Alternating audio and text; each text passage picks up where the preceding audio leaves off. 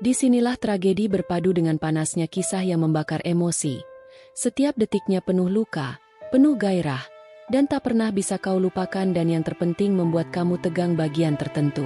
Tapi tetap aman dalam semua umur. Subscribe, like dan komen sekarang karena akan membuat semangat kami. Semoga yang subscribe kita doakan akan diberi kelancaran dalam hal apapun. Sebelum cerita ini menelan hatimu, setibanya aku di rumah Naya, aku langsung disambut dengan senyum hangat dan ramah. Meskipun aku bisa melihat kelelahan di wajahnya. Rumahnya benar-benar berbeda dari apa yang aku bayangkan. Rumah itu besar, namun suasananya agak sepi dan gelap. Cat dindingnya sudah mulai mengelupas, dan beberapa jendela tampak berdebu. Suasana di sekitar rumah pun terasa agak mistis, seperti ada sesuatu yang belum selesai di tempat ini. Namun, Naya tampaknya tidak menganggapnya aneh. "Selamat datang, Alif. Aku senang kamu bisa datang," ucap Naya dengan ceria. "Masuklah, aku sudah menyiapkan kamar untukmu." Kami berjalan melewati lorong panjang yang dilapisi karpet tua. Naya mengarahkan aku ke kamar tamu yang ada di lantai 2. Kamar itu cukup luas, dengan jendela yang menghadap ke taman belakang rumah. Dari luar, aku bisa melihat pohon-pohon besar yang tumbuh lebat, seolah-olah rumah ini sudah berdiri ratusan tahun lamanya. Meskipun suasananya agak aneh, aku merasa nyaman di sini. Naya menunjukkan kamar tidur dan memastikan semua keperluanku tersedia. Aku minta maaf kalau suasananya agak sepi.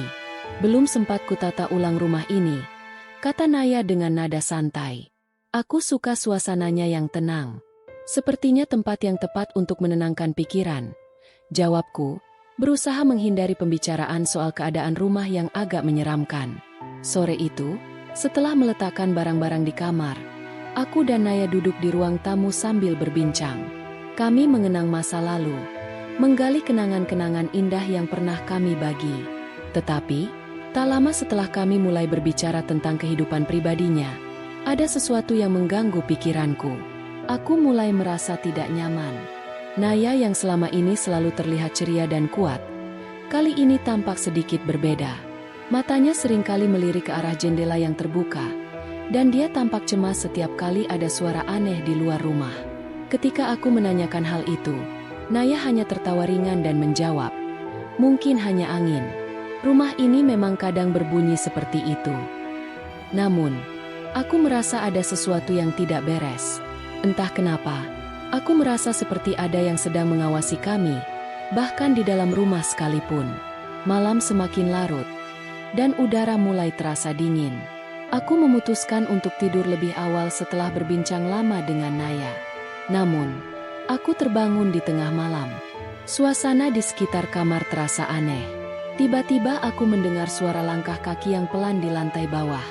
Aku terdiam, berusaha mendengarkan lebih jelas.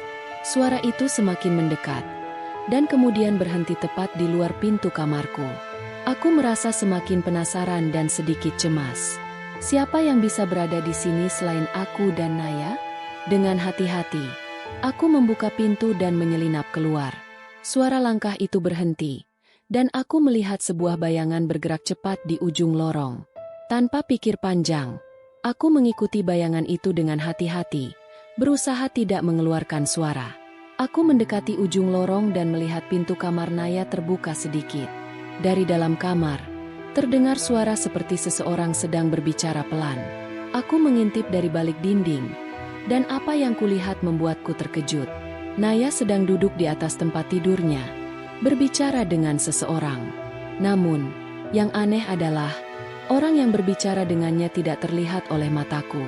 Suara itu jelas, seperti suara pria, tetapi tidak ada sosok yang tampak di ruangan itu. Aku merasa terjebak dalam kebingunganku. Siapa itu? Apa yang sedang terjadi? Aku kembali ke kamarku dengan langkah cepat, berusaha menenangkan diri. Ini hanya imajinasiku, pikirku. Tetapi ada sesuatu yang mengganggu di dalam diriku. Ada misteri yang belum terpecahkan, dan aku merasa harus mencari tahu lebih lanjut. Keesokan harinya, aku mencoba untuk berbicara dengan Naya tentang kejadian semalam. Namun, dia hanya tertawa dan berkata, "Mungkin kamu hanya lelah, Alif. Rumah ini memang agak aneh. Kadang membuatku merasa seperti ada sesuatu yang mengganggu. Aku tidak puas dengan penjelasan itu. Ada sesuatu yang lebih besar yang sedang terjadi di sini, dan aku merasa harus mengungkapnya. Aku mulai menyelidiki rumah itu dengan diam-diam. Aku mengunjungi ruangan-ruangan yang jarang dipakai, mencari petunjuk apapun yang bisa menjelaskan perasaan anehku. Aku menemukan banyak hal yang mencurigakan, berkas-berkas lama, foto-foto kuno, dan buku-buku yang tampak sudah lama tidak dibaca. Salah satu foto menarik perhatianku. Itu adalah foto seorang pria yang tampaknya sangat dekat dengan Naya. Namun pria itu tampaknya sudah lama meninggal. Aku kembali menemui Naya dan bertanya tentang foto itu. Wajahnya berubah serius, dan dia menghela napas panjang. Itu adalah suamiku yang dulu. Dia meninggal beberapa tahun lalu dalam kecelakaan tragis. Setelah itu, aku merasa ada hal yang aneh di rumah ini, tapi aku tidak tahu harus berbuat apa. Aku terkejut mendengar penuturan Naya. Apa yang dia katakan masuk akal, tapi juga semakin menambah rasa takutku. Aku tidak tahu apakah ini hanya perasaan ketakutanku saja atau ada sesuatu yang benar-benar gaib yang terjadi di rumah itu. Suatu malam, aku memutuskan untuk tidur di ruang bawah tanah, tempat yang paling jauh dari kamar Naya. Aku merasa harus mencari tahu lebih banyak tentang rumah ini. Saat aku masuk ke dalam ruang bawah tanah yang gelap, aku menemukan lebih banyak hal yang mengejutkan. Di dinding ruang bawah tanah itu, terdapat ukiran-ukiran aneh, simbol-simbol yang tak pernah aku lihat sebelumnya. Di tengah ruangan, ada sebuah peti kayu besar yang terkunci rapat. Aku merasa semakin terikat dengan misteri ini. Ketika aku mencoba membuka peti itu, tiba-tiba Naya muncul di belakangku. Wajahnya tampak pucat, dan matanya penuh ketakutan. "Jangan buka itu, Alif," katanya dengan suara gemetar. Aku terkejut, tetapi aku memaksakan diri untuk bertanya, "Kenapa? Apa yang ada di dalamnya?" "Naya,